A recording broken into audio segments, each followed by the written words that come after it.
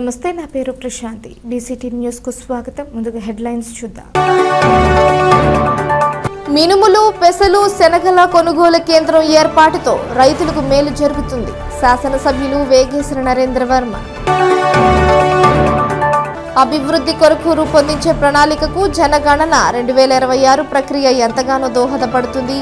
జిల్లా collector doctor V Vinod Kumar. ఘనంగా శ్రీ లక్ష్మీ గణపతి ఆలయ ద్వితీయ వార్షికోత్సవ వేడుకలు, స్వామివారికి ప్రత్యేక పూజలు, అధిక సంఖ్యలో పాల్గొన్న భక్తులు.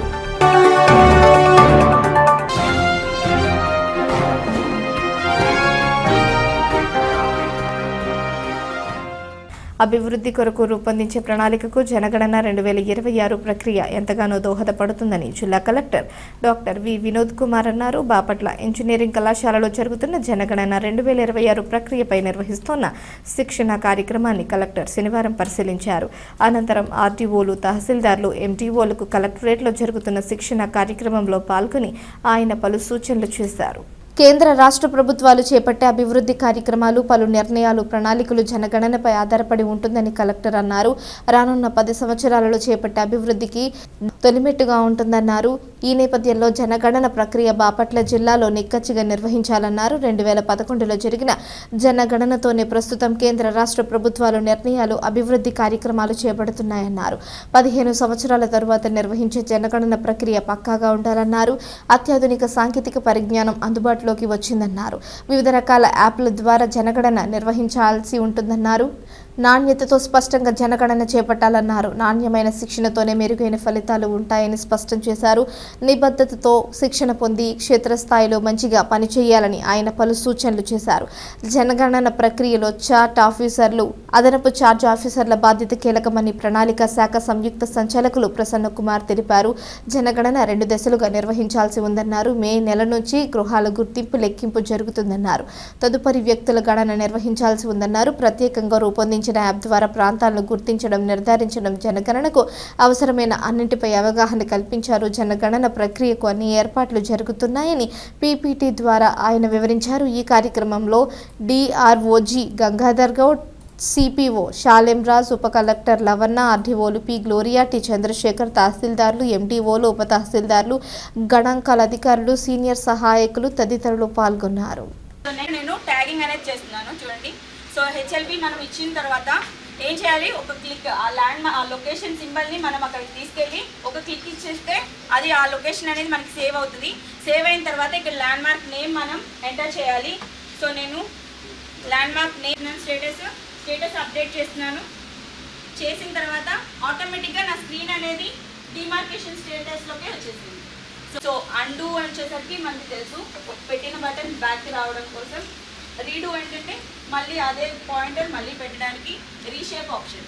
సో రీకుంటున్నాను, మనం ఆల్రెడీ డ్రా చేసిన బౌండరీలోనే పాయింటర్ తీసుకొని ఎంతవరకు అయితే మనం పార్ట్ యాడ్ చేయాలి అనుకుంటున్నామో ఆ పార్ట్ మొత్తం మనం సెలెక్ట్ చేసుకుంటాము.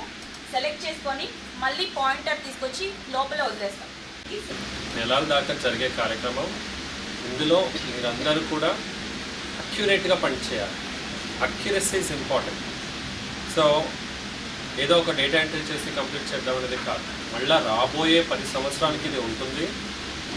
చాలా కేంద్ర ప్రభుత్వం, రాష్ట్ర ప్రభుత్వం తీసుకునే చాలా డిసిషన్స్ దీనిపైన ఉంటాయి.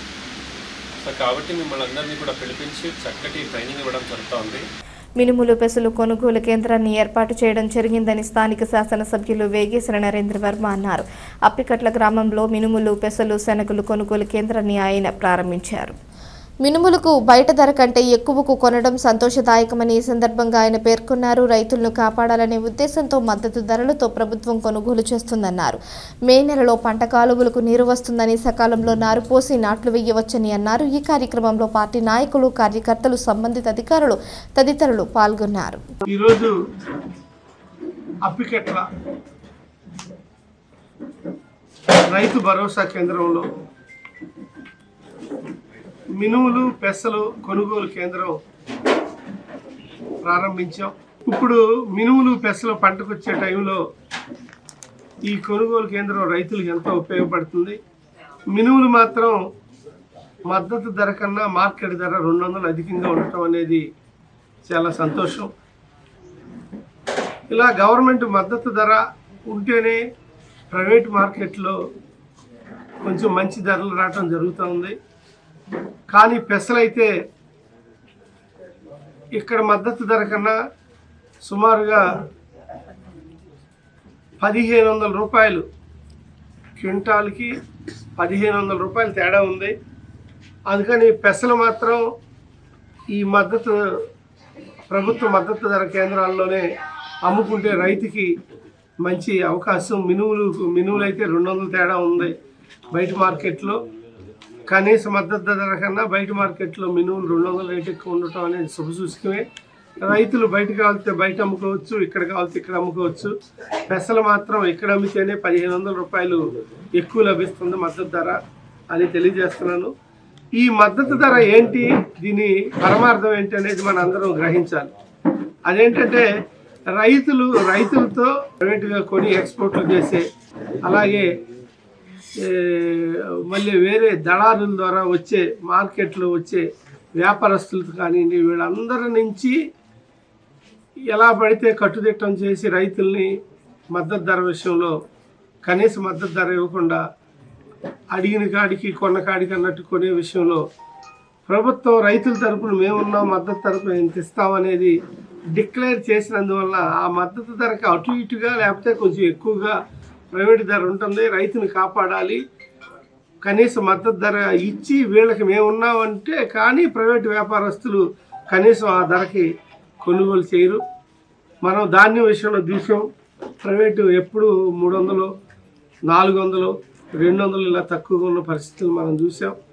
ఈ సంవత్సరం ఒక యజ్ఞంలాగా దేశంలోనే ఇప్పటికి ఎవరు చేయనట్టుగా వరి పండించే రైతుల కోసం ప్రభుత్వం, నారా చంద్రబాబు నాయుడు గారు, రాజంట్ల మనోహర్ గారు వీళ్ళందరూ కలిసి రైతులకి మేలు చేయాలి అనే ఉద్దేశంతో మంచి మద్దతు ధర ఇవ్వటమే కాదు, 24 గంటల లోపు, కొంతమందికి అయితే 8 గంటలకు పడిపోయింది, 8 గంటలకే డబ్బులు ఇచ్చింది దగ్గరగా 50% ఉందంట. 24 గంటల్లో అందరికీ డబ్బులు ఇచ్చే విధంగా ఈ సంవత్సరం చేశారు. ఇంతకుముందులా మేము ప్రతిపక్షంలో ఉన్నప్పుడు వైసీపీ ప్రభుత్వంలో చాలామంది వచ్చి, ఏమండి వైసీపీ ప్రభుత్వంలో డబ్బులు రావట్లేదు, మా అమ్మాయి పెళ్లి పెట్టుకున్నాం, 4 నెలలు అయింది, 3 నెలలు అయింది, ఎప్పుడు వస్తే తెలవట్లేదు, మా పరిస్థితి ఏంటి అని అడిగిన సందర్భాల్లో మేము చూసా. కానీ ఇప్పుడు డబ్బులు పడలేదు, ప్రభుత్వం నుంచి డబ్బులు ఇప్పిండని నా దగ్గరికి ఒక్క రైతు కూడా ఈ సంవత్సరం రాలా. ఇది ప్రభుత్వం, ప్రజారంజకమైన ప్రభుత్వం, ప్రజా పాలన ప్రభుత్వం, ప్రజాస్వామ్య ప్రభుత్వం అని ఈ కూటమి ప్రభుత్వం నిరూపించింది అని ఈ సందర్భంగా తెలియజేస్తున్నా. చేయాలి, నీటి భద్రత ఎలా ఉండాలి, వ్యవసాయం వెనకటి పద్ధతుల్లో తుఫాను నుంచి తప్పించుకుని మన వ్యవసాయం ఎలా చేసుకోవాలి అనే విషయంలో చంద్రబాబు నాయుడు వెరీ క్లియర్గా ఉన్నారు. అందులో ఈ సంవత్సరం బాగా వర్షాలు కొంచెం తక్కువగా ఉంటాయనే సూచనలు కనపడుతున్నాయి, ఎప్పుడు లేని ఎండలు ఉంటాయని తెలియజేస్తూ ఉన్నారు వాతావరణ నిపుణులు. అయినా కూడా మే 15వ తారీఖుని కాలువలు వదులుతాం, ప్రభుత్వ పరంగానే రైతులకు తెలియజేయమన్నారు. మే 15 వదిలితే 4 రోజులు అటు ఇటుగా నీళ్ళు వచ్చేస్తాయి. ఎట్టి పరిస్థితుల్లోనూ మే నెలలో మనం నార్లు పోసుకుని సెప్టెంబర్ 10, 15 తారీఖుల్లో నాట్లు పూర్తి చేస్తే అక్కడి నుంచి 4 నెలల్లో పంటలు అవుతాయి. మనం నవంబర్లో వచ్చే తుఫాన్లు ఏదైతే హెవీ రెయిన్స్ తప్పుకోవచ్చు. వెనకటి పద్ధతుల్లోనే మళ్ళీ వ్యవసాయం చేసి తద్వారా మెట్ట క్రాపులు 2 వేసుకోవచ్చు. ఒకటి మొక్కజొన్న వేసుకోవచ్చు, ఒకటి మళ్ళీ మినువులు వేసుకోవచ్చు. 2 కలిపినా 200 రోజులు ఉండదు. ఈ 60 రోజులు కవర్ చేస్తే ఇలా సంవత్సరానికి మనం 3 పంటలు పండియాలి అనే విధంగా ఉన్నారు. ఎప్పుడైతే మనం వెంటనే వ్యవసాయం మిషన్ల ద్వారా కోత కోసి ఒడ్డు పైకి తీసుకొచ్చేసి ఆ పైనుండే వాటిని మిషన్ల ద్వారా కట్ చేసేసుకుని మరలా నీళ్లు పెట్టి దమ్ము చేసి నీళ్లు తీసేసి 10-15 రోజుల్లో మినువులు చల్లుకోవటం కానీ పెసలు చల్లుకోవటం కానీ అటువంటివి చేస్తే, లేదు అనుకుంటే మనం మొక్కజొన్న వేసుకుంటే, లేదు అనుకుంటే ఇది మినుము వేసుకుని లాస్ట్ పంట మొక్కజొన్న, ఈ టైంలో మొక్కజొన్న వేసేసుకోవచ్చు. మరలా అది కూడా 110 రోజులు అవటం, మళ్ళీ ఇప్పుడు ఈ 2 నెలలు ఖాళీ లేకుండా మార్చి ఏప్రిల్ కల్లా మొక్కజొన్న కూడా అయిపోయి 3 పంటలు అయిపోయి మరలా ఏప్రిల్ లేదు మేలో నీళ్ళు వస్తాయి. అలా రైతుకి ఎప్పుడు 365 రోజులు 3 పంటలు పండించుకునే విధంగా ఆ ప్రాంత రైతులతో మాట్లాడి ముందు వరి పంట మాత్రం అడ్వాన్స్గా ఈసారి 2 నెలలు ముందలు వేయాలి. ఇదివరకు మన తాతలు తండ్రుల కాలంలో కొన్నేళ్ల క్రితం మే నెలలోనే నాళ్ళు పోసుకుని జూన్ నెలలోనే నాట్లు వేసిన పరిస్థితులు మనం చూసాం.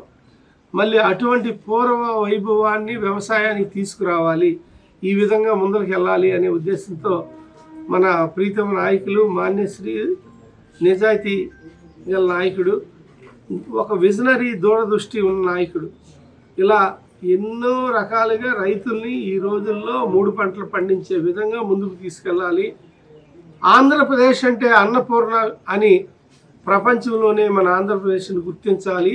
అలాగే రైతులకి సిరులు పండాలి, రైతుల మొహంలో చిరునవ్వు చూడాలి అనే ఉద్దేశంతో చాలా పెద్ద ప్రణాళికతో నారా చంద్రబాబు నాయుడు గారు ఈ కూటమి ప్రభుత్వంలో ముందుకు తీసుకెళ్తున్నారని ఈ సందర్భంగా తెలియజేస్తూ ఇంటర్మీడియట్ పరీక్షలు ప్రశాంత వాతావరణంలో కొనసాగించాలని జిల్లా collector doctor V Vinod Kumar అన్నారు. ఇంటర్మీడియట్ ప్రథమ సంవత్సరం పరీక్షలు జరుగుతూ 2 పరీక్షా కేంద్రాలను కలెక్టర్ ఆకస్మికంగా పరిశీలించారు.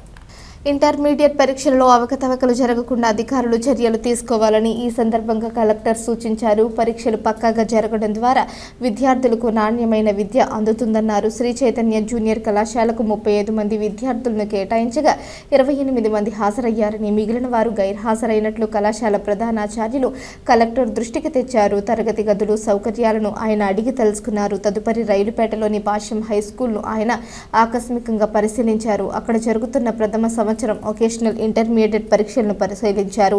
235 మంది విద్యార్థులను కేటాయించగా 45 మంది గైర్హాజరయ్యారని పరీక్షా కేంద్రం చీఫ్ సూపరింటెండెంట్ సకీనా కలెక్టర్ దృష్టికి తెచ్చారు. కేంద్రంలోని ఏర్పాట్లను కలెక్టర్ పరిశీలించారు. పరీక్షల నిర్వహణలో ఎలాంటి అవాంఛనీయ సంఘటన జరగకుండా అధికారులు చర్యలు తీసుకోవాలని ఆయన సూచించారు. సమాచారం అందుకున్న డీఈఓ శ్రీనివాస్ సింగ్ హుటాహుటిన పరీక్షా కేంద్రం వద్దకు చేరుకున్నారు. చందోలు బగళాముఖి క్షేత్రాన్ని ప్రభుత్వ విప్ కాలువ శ్రీనివాసులు సందర్శించారు. ఈ సందర్భంగా అమ్మవారికి ప్రత్యేక పూజలు నిర్వహించారు. ప్రసిద్ధిగాంచిన చందోలు గ్రామంలో గల శ్రీ బగళాముఖి అమ్మవారి ఆలయానికి మాజీ మంత్రి రాయదుర్గం శాసనసభ్యులు కాలువ శ్రీనివాసులు సతీ సమేతంగా అమ్మవారి ఆలయానికి విచ్చేశారు. ఈ సందర్భంగా ప్రోటోకాల్ ప్రకారం మంగళ వాయిద్యములు, వేదస్వస్తి పూర్ణ కుంభముతో స్వాగతం పలికి ఆలయ ప్రదక్షిణం జరిపించి శ్రీ అమ్మవారికి ప్రత్యేక పూజా ప్రసాదాలు కార్యక్రమాలు నిర్వహించారు. వారికి వేదాశీర్వచనం చేయించి సాలువాతో సత్కరించి శ్రీ అమ్మవారి చిత్రపటం ప్రసాదం ఇవ్వడం జరిగింది. అమ్మవారి సన్నిధిలో వారి గోత్రనామాలతో పాటు ఆంధ్రప్రదేశ్ ముఖ్యమంత్రి వర్యులు నారా చంద్రబాబు నాయుడు అన్ని రకాలుగా రాష్ట్రాన్ని సర్వతోముఖాభివృద్ధిగా పరిపాలించడానికి అమ్మవారి అనుగ్రహం కలగాలని, ఈ ఆంధ్రప్రదేశ్ రాష్ట్ర జనులకు పాడి పంటలతో తొలతూగి నవ్యాంధ్ర రాజధాని నిర్మాణం సత్వరం పూర్తి కాబడాలని అమ్మవారి ప్రత్యేక పూజా కార్యక్రమం నిర్వహించారు. ఈ సందర్భంగా శ్రీనివాసులు మాట్లాడుతూ అత్యంత ప్రాచీనమైన ఈ క్షేత్రాన్ని సందర్శించడం తన అదృష్టంగా భావిస్తున్నానని, అమ్మవారు న్యాయానికి అధిదేవతగా ఈ ఆలయానికి సుప్రీంకోర్టు ప్రధాన న్యాయమూర్తి ఎన్వి రమణ దగ్గర నుంచి ఎంతోమంది అనేక రాష్ట్రాల నుంచి న్యాయమూర్తులు రావడం ఈ ఆలయానికి ఒక ప్రత్యేకత ఉందని, ఆలయ అభివృద్ధికి అవసరమైన సహాయ సహకారాలు తాను కూడా భాగస్వామిని అవుతానని తెలుపగా 10,000 రూపాయల డొనేషన్గా అమ్మవారికి సమర్పించాలని తెలియపరిచారు. ఈ కార్యక్రమంలో దేవస్థానం trust board chairman Kalakota Chakradhar Reddy, సభ్యులు కేతరాజు, పట్టాభిరామారావు, వక్కలగడ్డ ప్రసాదు, ఎన్నికపల్లి వెంకటప్పయ్య, ఆలయ పూజారులు కుంచెల నరసారెడ్డి, కుంచెల గోపిరెడ్డి, శ్రీనివాసరెడ్డి పాల్గొన్నారని ఆలయ ఈవో జి నరసింహమూర్తి తెలిపారు.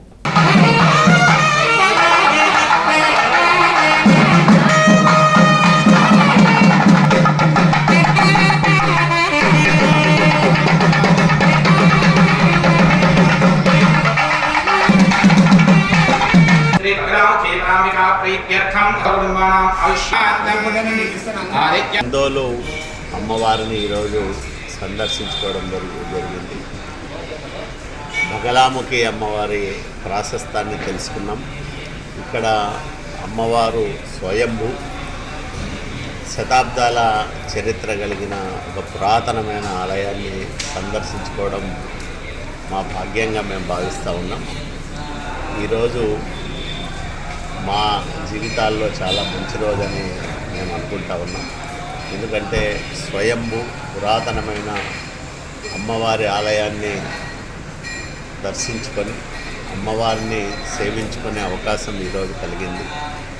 ఈ ఆలయం దినదిన ప్రవర్తమానం కావాలని అమ్మవారి ఆశీస్సులు మాకు అట్లాగే ఈ రాష్ట్రానికి ముఖ్యంగా మా నాయకుడు చంద్రబాబు నాయుడు గారికి మంచి జరిగే విధంగా ఉండాలని ఈ రాష్ట్రం ఆయన నాయకత్వంలో మరింత అభివృద్ధి చెందే విధంగా అమ్మవారి ఆశీస్సులు మెండుగా ఉండాలని అమ్మవారిని ప్రార్థిస్తూ ఉన్నాం. గౌరవనీయులు శ్రీ కాలువ శ్రీనివాస్ గారు అమ్మవారికి ప్రత్యేక పూజా కార్యక్రమాలు నిర్వహించి వారు చాలా ముఖ్యమైన విన్నపం అమ్మవారు చెప్పారు. ఎలాగంటే ఈ రాష్ట్రం అన్ని విధాల అభివృద్ధి చెందాలి, అలాగే మన ప్రీతమ ముఖ్యమంత్రి వర్యులు సర్వతోముఖాభివృద్ధిగా వారు అన్ని రకాలుగా అన్ని రంగాల్లో కూడా మా అందరి చేత ప్రజలకు కావాల్సిన అన్ని ఏర్పాట్లు చేయించుకోవాల్సి కోరుతున్నారు. అలాగే వారు ఈ దేవాలయంలో జరిగేటువంటి పూజా కార్యక్రమాలు అలాగే అమావాస్య హోమ కార్యక్రమాల గురించి తెలుసుకొని మరి ఈ నెల 18వ తారీఖు జరిగేటువంటి అమావాస్య హోమ కార్యక్రమాలకి వారి చేతి మీదులుగా మాకు మా దేవస్థానానికి 10,000 రూపాయలు డొనేషన్ ఇవ్వడం జరిగింది. వారికి మనస్ఫూర్తిగా మేము ధన్యవాదాలు తెలియజేస్తూ ఈ ద్రవ్యం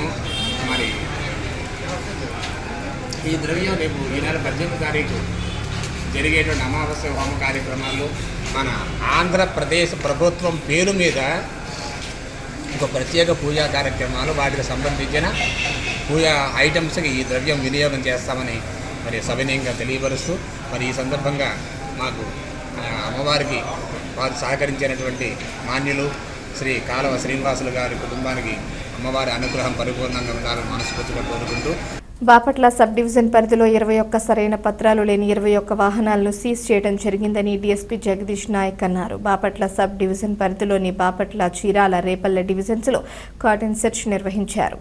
100 గ్రాముల గాంజా, 300 లీటర్ల బెల్లం ఊటను ధ్వంసం చేశారని ఈ సందర్భంగా ఆయన పేర్కొన్నారు. అదేవిధంగా 5 లీటర్ల నాటు సారాను స్వాధీనం చేసుకున్నామని అన్నారు. చీరాల సబ్ డివిజన్లో 27 సరైన పత్రాలు లేని వాహనాలను గుర్తించామన్నారు. రేపల్లె సబ్ డివిజన్లో 36 సరైన పత్రాలు లేని వాహనాలను గమనించి తదుపరి చర్య తీసుకుంటామన్నారు. అందరి చేత NMBA ప్రతిజ్ఞ చేయించారు. 1972 గురించి తెలియజేశారు. ఈ కార్యక్రమంలో పోలీస్ సిబ్బంది, ఈగల్ టీం సభ్యులు తదితరులు పాల్గొన్నారు. ఈరోజు operation Vajrapraha cordon search, mega cordon search చేశాము. ఆంధ్రప్రదేశ్ రాష్ట్ర డీజీపీ శ్రీ హరీష్ కుమార్ గుప్తా IPSR గారి ఆదేశాల మేరకు eagle chief Shri RK Ravikumar IPS sir యొక్క పర్యవేక్షణలో బాపట్ల జిల్లా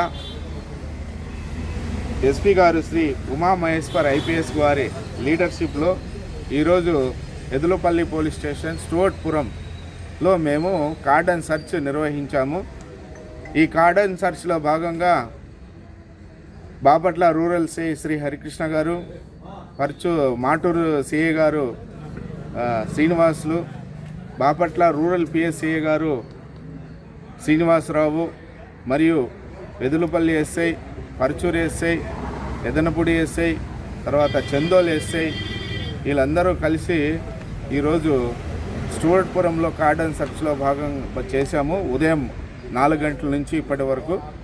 సో మా సెర్చ్లో మొత్తం 21 వాహనాలు, అంటే సరైనటువంటి పత్రాలు లేనటువంటి వాహనాలు 21, FJ వాస్ దాదాపు 300 లీటర్లు, తర్వాత సుమారు 5 లీటర్లు నాటు సారాయి, అంతేకాకుండా గాంజా కూడాను స్మాల్ క్వాంటిటీ, అంటే సుమారు 100 గ్రాముల వరకు దొరికింది. సో ఇవన్నీ కూడాను కార్డన్ సెర్చ్లో భాగంగా చేశాం. మాకు ఆఫీసర్ ఏదైతే ఇన్స్ట్రక్షన్ చేశారో దీంట్లో ఏదైతే ఆ ప్రాంతం ఉన్న ప్రజల చేత కూడాను ప్రతిజ్ఞ కూడా చేయించాం. సో మెరుగైన సమాజం కోసం ఉండాలనే ఉద్దేశంతో రాష్ట్ర ప్రభుత్వం ఏదైతే ఉద్దేశంగా ఈ గాంజాను నిర్మూలించాలనే ఒక ఉద్దేశంతో చేపట్టినలో భాగంగా ఈరోజు ఇది చేయడం అనేది, ఈరోజు చేసిన భాగంలో అవుట్కమ్ వచ్చి 100 గ్రాములు గాంజా, 5 లీటర్లు సుమారు 5 లీటర్లు నాటు సారాయి, సరైన పత్రాలు లేనటువంటి వాహనాలను 21 వాహనాలను సీజ్ చేయడం జరిగిందండి. సమాజంలో ఈ దేశంలో జరుగుతున్నటువంటి ఈ మాదక ద్రవ్యాల వాడకాలు, గాంజా వాడకాలు, అలాగే ఈ డ్రగ్స్ వాడకాల వలన చాలా సమాజం పాడైపోతుంది. అలాగే వీటి ప్రభావం పడి కుటుంబ వ్యవస్థ కూడా చిన్నాభిన్నం అయిపోతుంది. ఇట్లాంటి సమాజానికి నిరోధించాలి, కాపాడాలనే ఉద్దేశంతో కేంద్ర రాష్ట్ర ప్రభుత్వాలు అనేక కార్యక్రమాలు నిర్వహించడం జరుగుతుంది. ఇదిలో భాగంగా మన ఆంధ్రప్రదేశ్లో నిర్వహిస్తున్నటువంటి ఈ వజ్రప్రహారం అనే కార్యక్రమం ద్వారా మన ఈగల్ డిపార్ట్మెంట్ సలహా మేరకు చేసినటువంటి ఈ కార్యక్రమంలో ఇవాళ చీరాల 1 టౌన్ పరిధినటువంటి విజిలిపేట ఏరియాలో ఇది ఆర్డినెన్స్ సెర్చ్ ప్రోగ్రామ్ చేయడం జరిగింది. దీనిలో భాగంగా ఈ ఏరియా అంతా కూడా తనిఖీ చేయగా సుమారు మనం 100 నుంచి 150 తనిఖీ చేయడం జరిగింది. వీటిలో వెహికల్ డాక్యుమెంట్స్ లేనటువంటి ఒక 25 బైకులు, 2 కార్లు, ఒక ఆటో కూడా ఐడెంటిఫై చేయడం జరిగింది. ఎక్కడా కూడా ఈ డ్రగ్స్ మాదక ద్రవ్యాలకు సంబంధించి కూడా ఐడెంటిఫై చేయలేదు. అయితే ఈ ఏరియాలో కొంత సమాచారం ఉన్నందున ముందు కూడా ఈ కార్యక్రమాన్ని కొనసాగిస్తూనే ఉంటాము. ప్రజలందరూ కూడా మేము కోరేది ఏంటి అని అంటే, సమాజ బాగు కోసం ప్రతి ఒక్కరూ చేయి కలిపితేనే ఒక మంచి సమాజాన్ని మనం నిర్మించగలం. కాబట్టి రాష్ట్ర కేంద్ర ప్రభుత్వాలు అలాగే పోలీసు వ్యవస్థ తీసుకున్నటువంటి కార్యక్రమాల్లో భాగంగా ప్రజలు కూడా చేయి కలిపితేనే ఈ మాదక ద్రవ్య రహిత సమాజాన్ని మనం చేయగలము. కాబట్టి పబ్లిక్ అందరూ కూడా ఈ డ్రగ్స్, మాదక ద్రవ్యాలు ఉపయోగించేటువంటి వ్యక్తులు కానీ, లేదా వాటిని ట్రాన్స్పోర్ట్ చేసే వాళ్ళు కానీ, లేదా వాటిని సేల్ చేసే వాళ్ళు కానీ ఇన్ఫర్మేషన్ ఏదైనా ఉంటే వాటిని పోలీసు వ్యవస్థకి తెలియచేసి, అలాగే టోల్ ఫ్రీ నంబర్స్కి కాల్ చేసి తెలియచేసి డ్రగ్స్ని, ఈ గాంజా వాడకాన్ని నిరోధిస్తారని చెప్పేసి కోరుకుంటున్నాను. శ్రీ లక్ష్మీ గణపతి ఆలయ ద్వితీయ వార్షికోత్సవ వేడుకలు ఘనంగా జరిగాయి. భక్తులకు మహా అన్నదాన కార్యక్రమం నిర్వహించారు. కర్లపాలెం మండలం పాతనందాయపాలెం గ్రామంలో వేంచేసి ఉన్న శ్రీ లక్ష్మీ గణపతి ఆలయ వార్షికోత్సవంను పురస్కరించుకొని ఆలయ అర్చకులు నవీన్ ఆధ్వర్యంలో గణపతి పూజ, మహాన్యాస పూర్వక అభిషేకాలు, అర్చన, మంత్రపుష్పం కార్యక్రమాలు నిర్వహించారు. అనంతరం భక్తులకు అన్న సంతర్పణ కార్యక్రమం నిర్వహించారు. ఈ కార్యక్రమంలో కమిటీ సభ్యులు సోమరాజు పోతురాజు, కోటేశ్వరరావు, సూరబోయిన పోతురాజు, నంగు వెంకటేశ్వర రెడ్డి, తంత్రి గుణశేఖర్, రావి శ్రీనివాసరెడ్డి, కుంచాల వెంకట శివనాగిరెడ్డి తదితరులు పాల్గొన్నారు.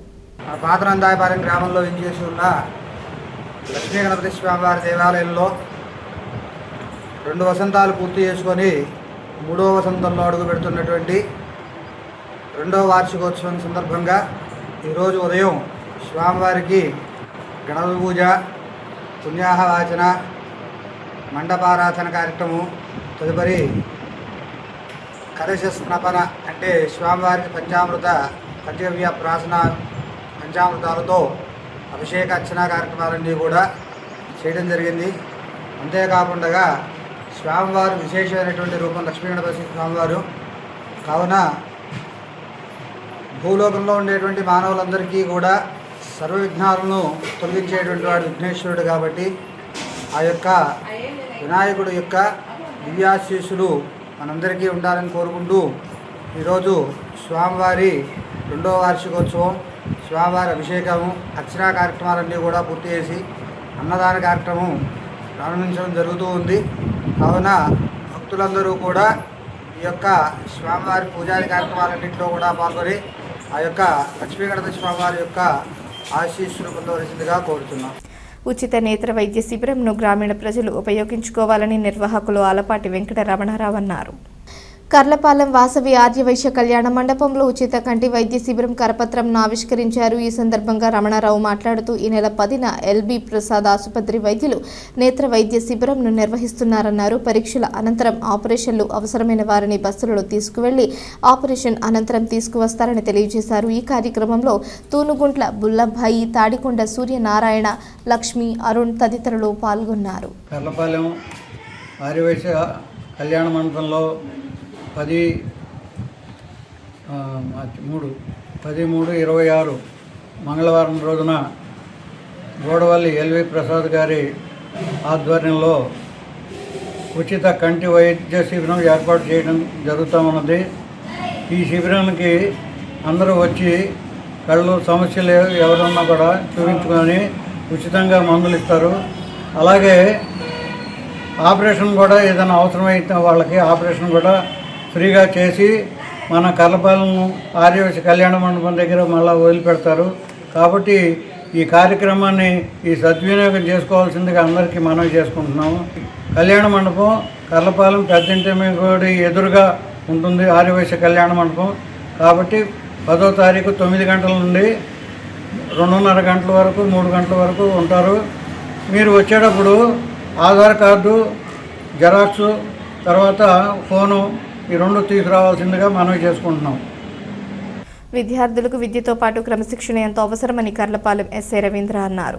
కర్లపాలెం మండలం పేరళి జిల్లా పరిషత్ ఉన్నత పాఠశాలలో విద్యార్థులకు పరీక్షల పట్ల భయం తొలగడానికి అవగాహన కార్యక్రమం కల్పించారు. ఈ కార్యక్రమానికి ముఖ్య అతిథిగా మండల విద్యాశాఖ అధికారి టియు మనోరంజని పాల్గొనగా ఆ పాఠశాల ప్రధానోపాధ్యాయులు అపర్ణ అధ్యక్షత వహించారు. మరొక ముఖ్య అతిథి రవీంద్ర మాట్లాడుతూ క్రమం తప్పకుండా పాఠశాలకు వస్తూ కష్టపడి చదివితే ఉన్నత స్థాయికి వెళతారని విద్యార్థులకు సూచనలు చేశారు. 10వ తరగతి పరీక్షలు రాస్తున్న విద్యార్థులకు ప్యాడ్లు అందించారు. ఈ కార్యక్రమంలో విద్యార్థులు, పాఠశాల సిబ్బంది పాల్గొన్నారు. మిర్చి సాగులో ఈషా గ్రీన్ లాభాల పంట పండిస్తూ ఉండగా తెలుపు రకం మిర్చి గిట్టుబాటు ధరలు ఉన్నాయని రైతులు తెలిపారు. ఈషా గ్రీన్ రకం మిర్చి ఎక్కువ రోజులు నిల్వ ఉండడం వల్ల దాని రేటు 10 కేజీలు 450 ఉండగా తెలుపు రకం మిర్చి 10 కేజీలు 150 రేటు ఉందన్నారు. తెలుపు రకం రేటు పెరిగితే రైతుకు మెండుగా లాభాలు వచ్చే అవకాశం ఉందని రైతులు తెలిపారు. మాది పాతనందాయపాలెం విలేజ్ అండి. మేము ఒక అరాకరము ఈషా గ్రీన్లు వేసాము. ఈషా గ్రీన్లు 10-15 రోజుల క్రితం 670 రూపాయలు రేటు ఉంది. ఇప్పుడు 450 రూపాయలు ఉంది. ఇది ఒక రావు గిట్టుబాటు పర్లేదు. కానీ అది అవతల వైట్లు తెలుపులు ఉన్నాయి. అది 370 రూపాయల నుంచి ఈరోజు 180 రూపాయలకు వచ్చింది. రైతులకి గిట్టుబాటు ధర లేదు. అందువల్ల గవర్నమెంట్ ఏదైనా అవకాశం ఉంటే కల్పించుకుని గిట్టుబాటు ధర కల్పించవలసిందిగా కోరుతున్నాం. ఈషా వైట్లు వేసిన రైతులు పాతనందాయపాలెంలో చాలా తక్కువ అండి. 2-3 ఈషా గ్రీన్లు వేశారు. అప్పుడు వాటర్ 3 నెలలు వాటర్ చాలా ఉండటం వల్ల లేట్ అయింది. ఆ లేట్ అవ్వటం వల్ల ఈషా గ్రీన్లు తక్కువ వేశారు, వైట్లు బాగా ఎక్కువ వేశారు. ఈషా గ్రీన్లు దిగుబడి పర్లేదు. సెంటుకు వచ్చి 1.5 బస్తా నుంచి 2 బస్తాల వరకు అవుతుంది. వైట్లు అయితే 2.5-2 బస్తాలు అవుతున్నాయి. అయితే వైట్లకి గిట్టుబాటు ధర లేదండి. చందోలు బగళముఖి సన్నిధిలో అమ్మవారి దివ్య హోమం నిర్వహించారు. ఈ దివ్య హోమంలో ప్రభుత్వ విప్ కె శ్రీనివాసులు పాల్గొన్నారు.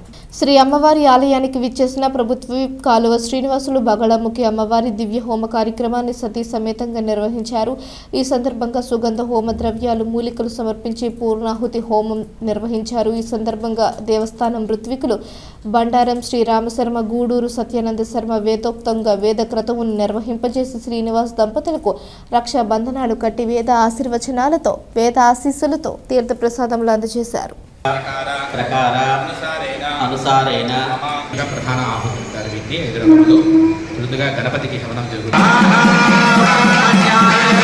వార్తలు ముగించే ముందు హెడ్లైన్స్ మరోసారి. మినుములు, పెసలు, శనగల కొనుగోలు కేంద్రం ఏర్పాటుతో రైతులకు మేలు జరుగుతుంది. శాసనసభ్యులు వేగేశ్వర నరేంద్ర వర్మ. అభివృద్ధి కొరకు రూపొందించే ప్రణాళికకు జనగణన 2026 ప్రక్రియ ఎంతగానో దోహదపడుతుంది. జిల్లా collector doctor V Vinod Kumar. ఘనంగా శ్రీ లక్ష్మీ గణపతి ఆలయ ద్వితీయ వార్షికోత్సవ వేడుకలు, స్వామివారికి ప్రత్యేక పూజలు, అధిక సంఖ్యలో పాల్గొన్న భక్తులు.